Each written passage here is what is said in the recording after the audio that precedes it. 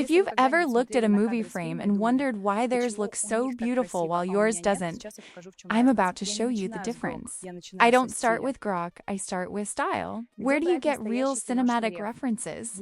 For this, I use the website ShotDeck. It's one of the best cinematic frame databases you can find. You can browse films by title, by genre, or even by mood.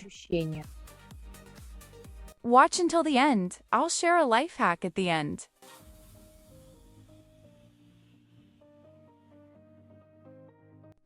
For example, I might choose a shot like this.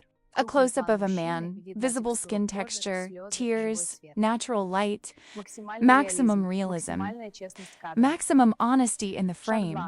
Step 2. What really matters here? The camera, the lens, the lighting type, the color palette, the aspect ratio, the frame format, and the tags that describe the scene. And this is the key moment. I simply copy the frame parameters from ShotDeck into ChatGPT and ask it to build a clean, properly structured prompt based on that data. The prompt can be written in Russian or in English. I'm not overcomplicating it. I take the ready-made version and move on.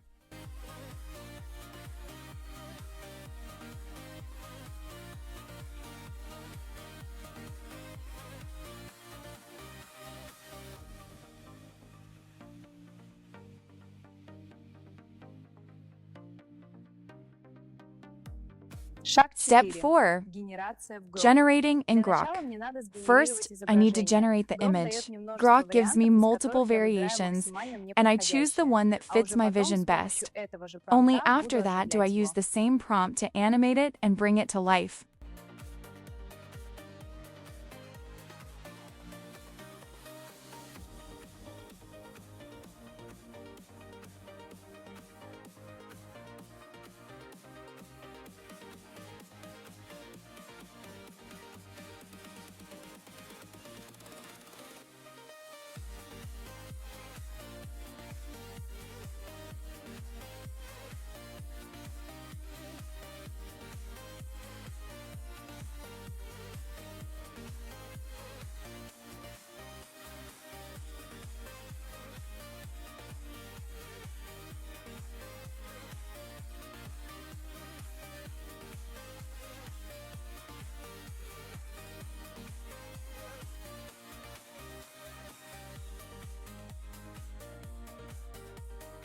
Step 5. Color, the most underrated element. If I need a specific color palette, I have two options.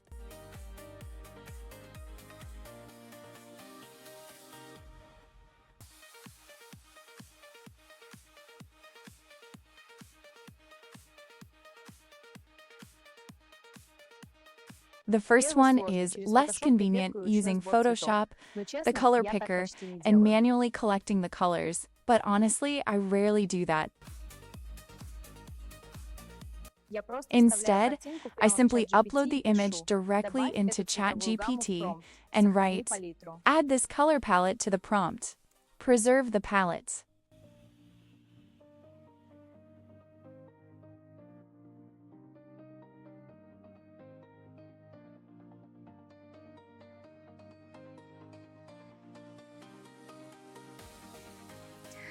Look at the level of quality, the realism, the wrinkles, the skin texture, the color.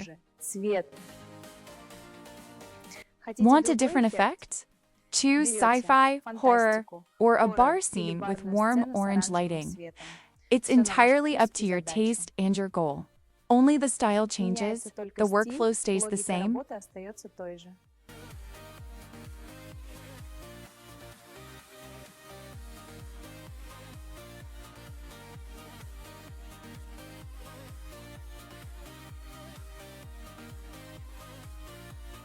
The most important thing is knowing when to stop, because you can keep refining it forever.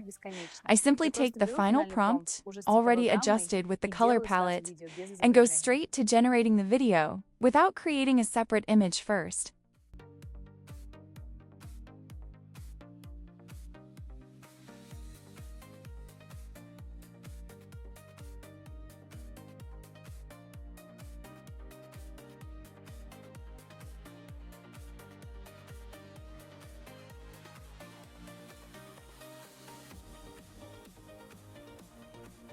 This is the exact frame I save, and this is how I end the video. If this approach resonates with you, not clicking randomly, but thinking like a director and a cinematographer, stay here. Here, we break down visuals, create cinematic quality, and turn neural networks into a tool, not a lottery. Subscribe, it's only going to get even more cinematic from here. One more life hack.